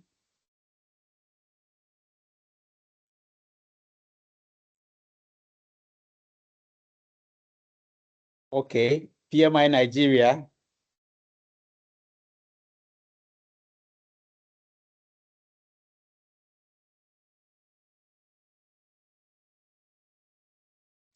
All right. Okay. Do we have anyone from Burkina Faso connected to the formation of the chapter in Burkina Faso? PMI Nigeria here. Okay, Hi. PMI Nigeria. Isi, let's hear from you. Hi, Frank. Hi, Hi. Carla and Fahad. Thank you so much for your time and then for sharing beautiful knowledge with us. So I'm EC from PMI Nigeria, VP Administration and Finance. So we'd just like to say thank you once again. And then also to join the local chapter, which is the Nigeria chapter. The required number of options. So either you can send us an email or you can just go to our website. But the fastest is just send an email, which is info, as in information, info@pminigeria.org. And we hope to see you and connect with you soon. Thank you. Thank you very much, Isi. And Niger, PMI Niger. I'm here. I'm vice president. Okay, please let's hear from you. Hello, Frank. Hello, everyone. And Farhad is here. He's representing also PMI Niger. Camille, yes. Camille is here. Good. Okay, Camille, please go ahead. Once you are here. Camille is my president. My president is here, so I give the floor to. I know, Camille. Let's hear from you. Oh, I just introduced myself, but I think Farhad is the one representing the best because he's among the founding chapter members. Okay. So for PMI Niger now we are in formation status. We are in potential chapter, and we are targeting to get fully chaptered by end of the year. And we are encouraging the whole community. Precisely the one who is in Niger to join us in order to promote project management, to learn and discover what the one we have shared today, like you see AI and many other things in project management. And that's all for me. And for the contacts, we are on LinkedIn. We have also an email on Gmail. It's contact PMI Niger at gmail for the moment.com. And I can share also my personal number is on the PMI websites. We are happy to help or to hear from you if you have any concern or you want to learn anything on project management. And Fahad, if you want to add something, the floor is yours. Thank you very much, Camille. Farad, do you want to add anything for PMI Niger? No, now I'm a member of PMI RDC, the DRC. So, in fact, in my case, I'm a member of 7 chapters in Africa. So now I'm phasing out from Niger, and probably I'll become an officer here in DRC if they vote for me. You know, Yes. it's an elective thing. But anyway, even if I'm not elected, I will be collaborating with our local chapter here in Kinshasa. But I will stay a member of Niger. Niger is in my heart. Thank you. Thank you so much. And I have also not forgotten that you are a proud member of PMI Ghana chapter. And okay, Etienne, please come in. Are you speaking for any of the chapters or you have a question? Oui. Bonjour, Franck. C'est Bonjour, pour monsieur. voir, voilà, il y a notre représentant, je ne sais pas s'il est connecté, Tolasina, puisqu'on a demandé à un représentant du SAPU du Burkina d'intervenir. S'il n'est pas là, je me permets d'intervenir. Alors, c'est pour dire que le SAPU du Burkina est en formation. Voilà, donc on a mis en place le comité directeur pour la formation du SAPUT, qu'on a soumis à PMI pour les phases de validation. Et nous travaillons sur notre business plan. Donc, on n'a pas de cadre de sens public comme ça, à part un groupe WhatsApp qu'on a mis en place pour pouvoir réunir ceux qui ont un intérêt pour adhérer au SAPU du Burkina en formation.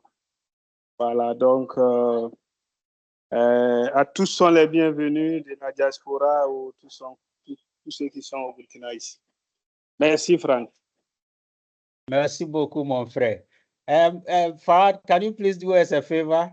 Just a summary of what he said in English.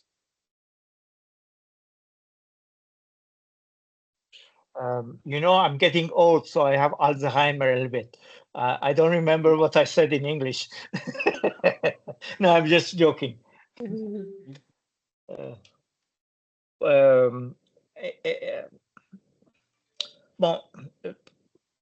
Bon, Camille est là, donc il peut témoigner dans notre odyssée de devenir, disons, chapitre entier.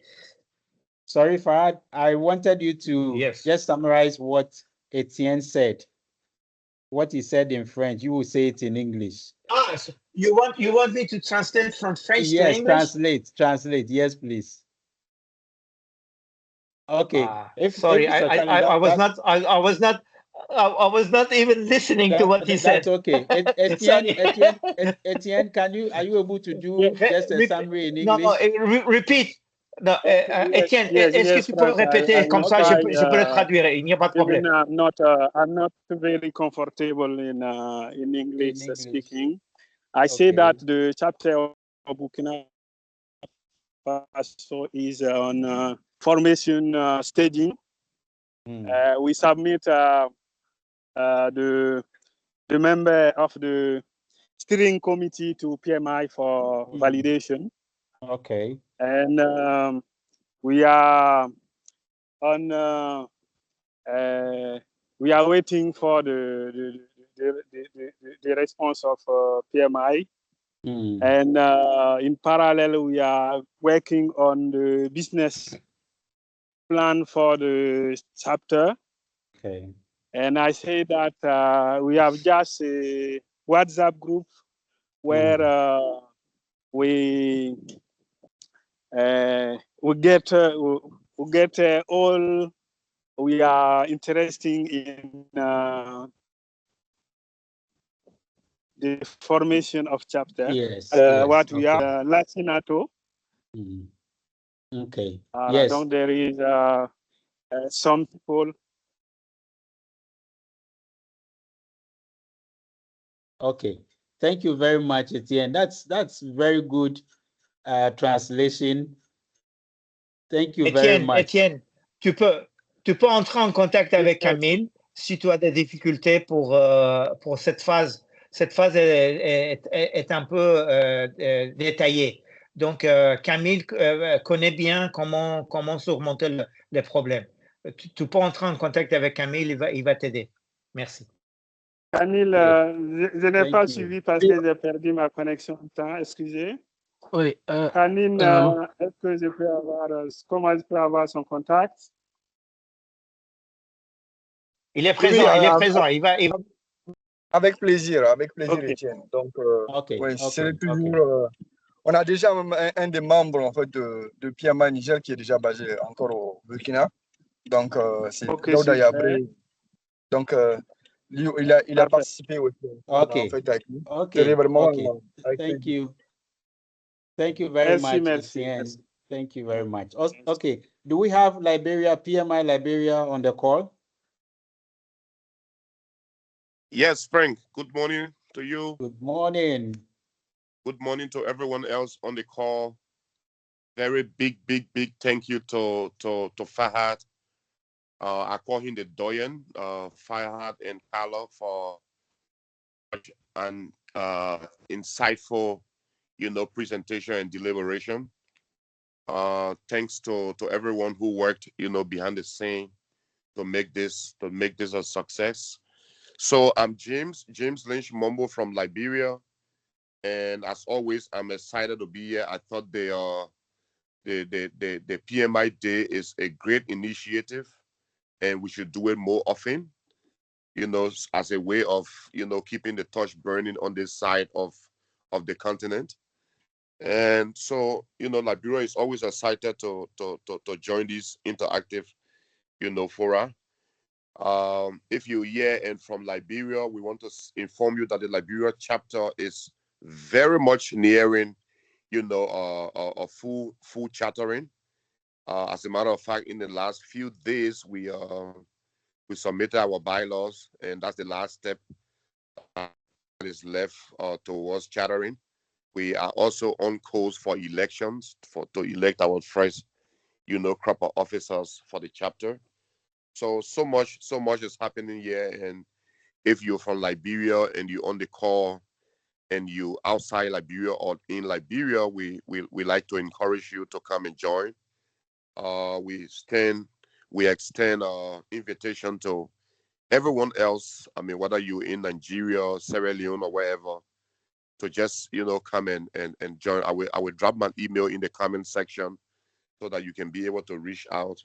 Should you want to join our chapter. Excellent job, Frank, for moderating, and I'm looking forward to the next one already. Thank you so much. Thank you very much, General James. Thank you so much. La Côte d'Ivoire, PMI La Côte d'Ivoire. Any chapter leader on the call?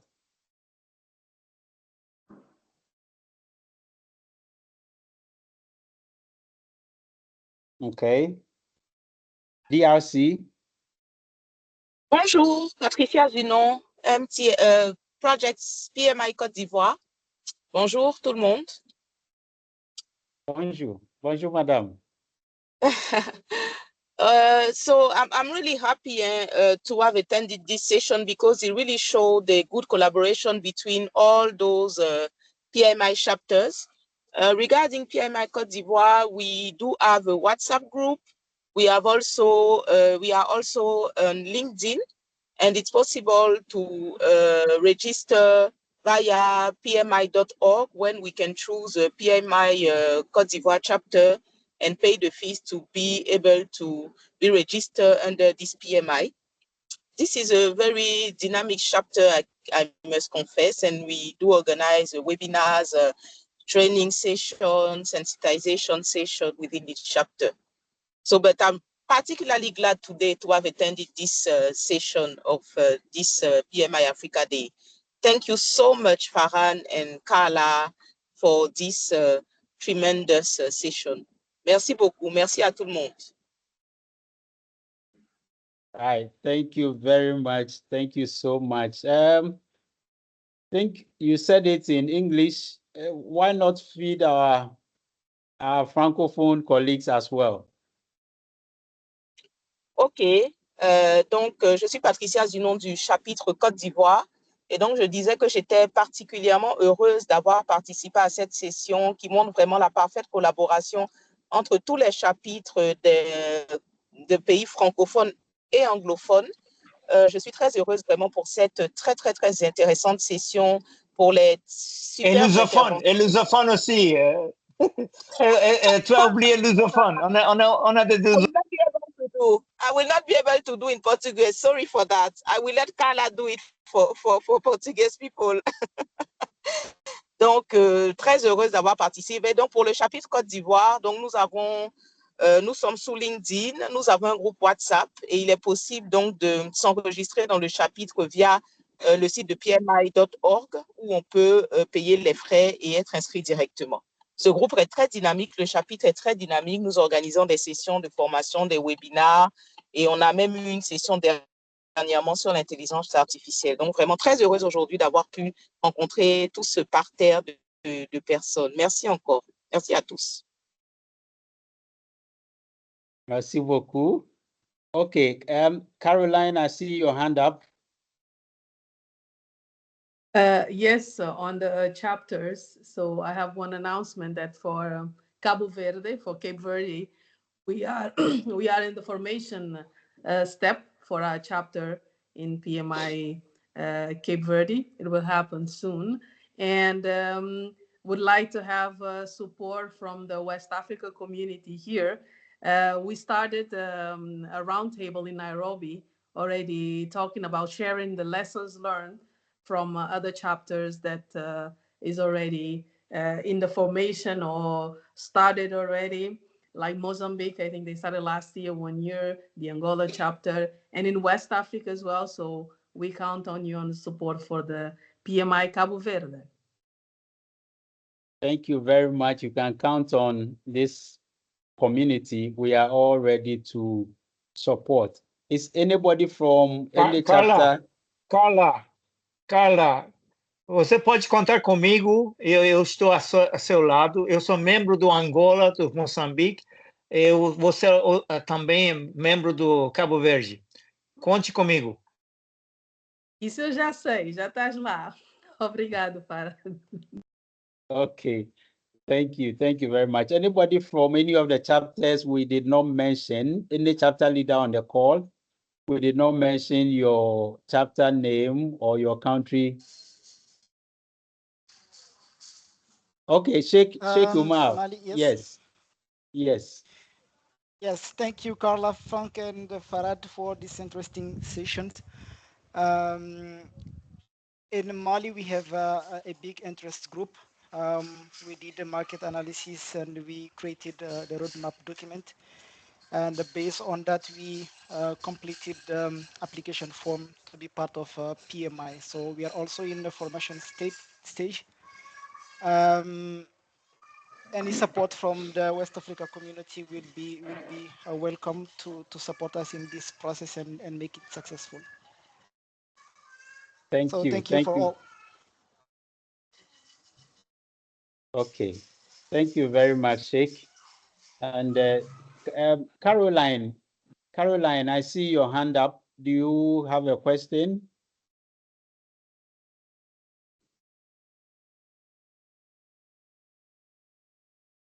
Hello, Frank. Good morning. Hi, good morning. Good morning to everyone. We've had a very interesting session today. We've learned a lot. I put up my hand at the time when Etienne was talking about his chapter in French, and then you asked if someone could help all of us understand what he was saying. And so, but I'm Okay. sure I helped other people. I wanted to help with the translation, but Okay. I know that Okay. one has been done. I tried, and then another person helped. So that was why my Okay. hand was up to help with the Okay. translation. Okay. Okay. Sorry, I couldn't pick that earlier on. Thank you. Thank you very Okay. much for your intervention. Now, before we conclude, let me also say that PMI Ghana chapter, we are also here doing very well.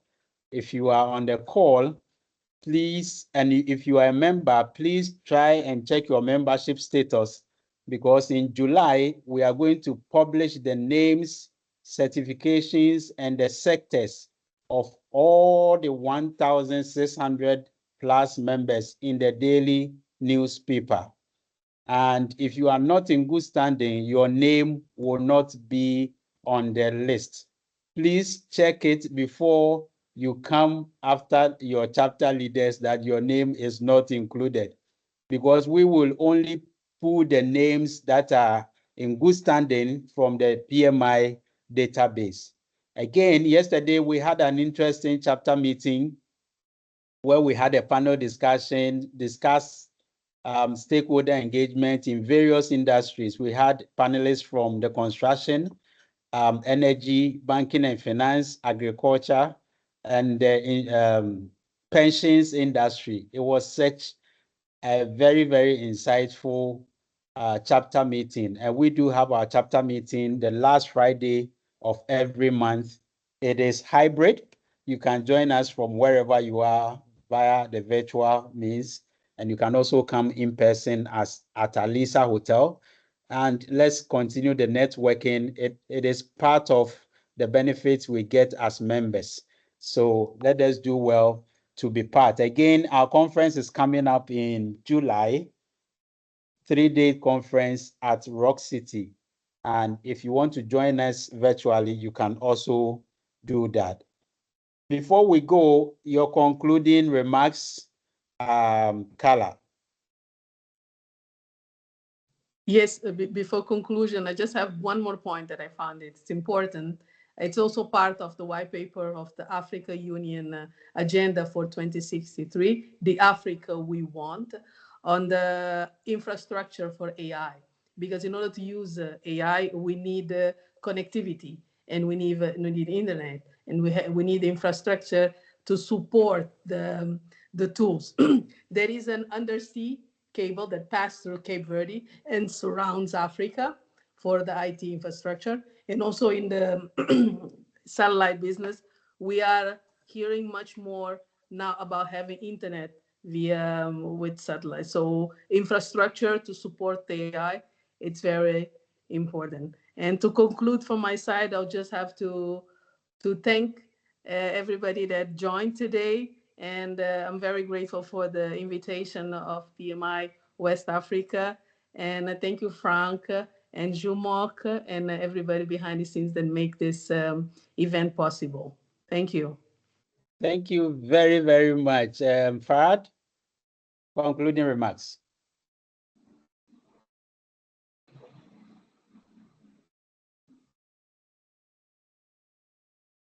Hi, Farad.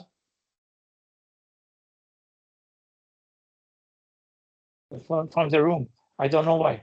I didn't do anything wrong. Please, let's have your concluding remarks. Whilst Farad comes in, please, you can put on your camera. We'll take a selfie before we leave exactly at 12. So put on your camera. Farad, your concluding remarks. I don't know who expelled me from the room, but I'm back. Welcome back. I hope I didn't make any mistake or any I didn't abide by the rules. But anyway, closing remarks.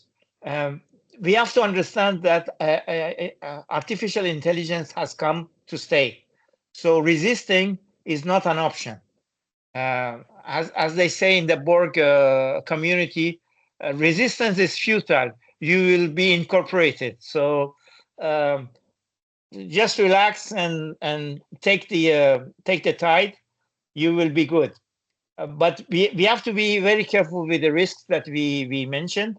as Carl and myself told you, it can be a very powerful tool, but we have to make it the best use of it and be ethical in terms of usage of artificial intelligence. And of course, internal organizations have their rules of using or not the artificial intelligence because of the security and things like that. So we have to be very careful what we do, not to put in danger the interests of our organization. This is the message that I tell you. I'm very optimistic, as Carla is, and I'm using it intensively in day by day. Every day I'm using it, and it's what we call it's a blessing, as we call it in English. C'est vraiment quelque chose de très intéressant, mais il faut être très conscient qu'il y a des risques, et aussi il faut utiliser ça avec caution, parce qu'il y a ce qu'on appelle des hallucinations. Donc, contrôle de qualité de ce qu'on reçoit. Le chat GPT doit être aussi parmi nos préoccupations. On doit utiliser ça pour le bien. Ça, c'est l'aspect éthique qu'on doit considérer. Mais il est inexorable. Il est venu pour rester. Donc, il ne faut pas résister. Il faut, au contraire, il faut apprendre et il faut l'utiliser.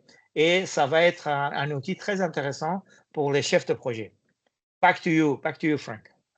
Thank you very, very much, Farad. And before we go, we have Jumoke Lafenwa on the call.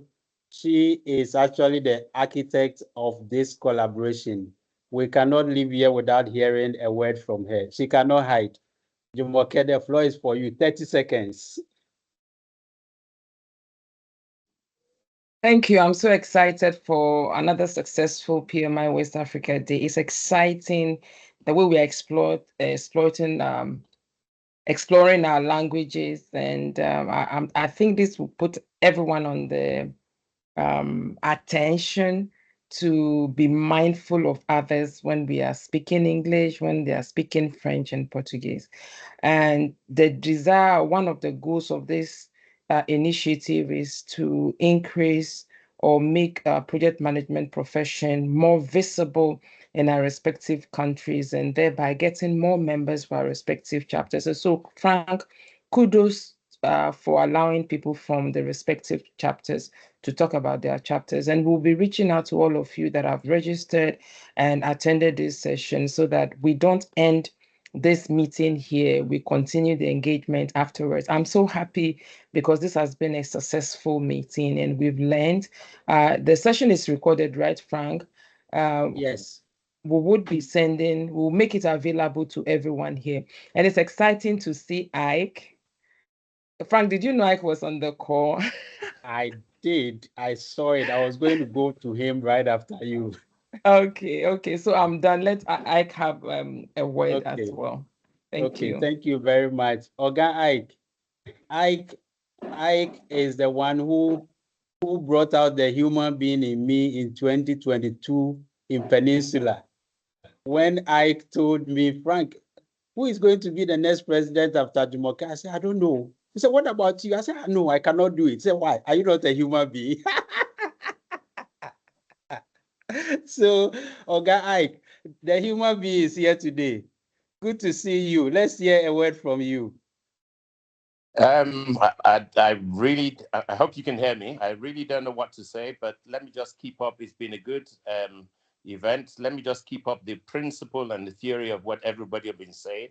And based on the two main languages, let me say obrigado and merci beaucoup. Well done. Thank you very much, Oga. And thank you. I've seen some faces. I'm able to put them to the names. When I meet you at the Wache joint, I'll mention your name. I see Tony. I see Kojo Amankwa, Derek, Seth. Okay. Some names I've been talking about. Okay, very good. Thank you all for coming and hope to see you during our next session, which will be announced. Thank you and have a good weekend. Obrigada a todos. Obrigado. Thank you very much. Merci beaucoup. Merci beaucoup. Obrigado. Merci beaucoup. Merci. In Persian is Merci also beaucoup. merci. So merci. Merci. Thank you. Khoda Hafiz. Dankeschön. Obrigado. Carla, depois você entra em contato, a gente vai te ajudar no seu chapter. Sim, vamos falando, ficamos em contato.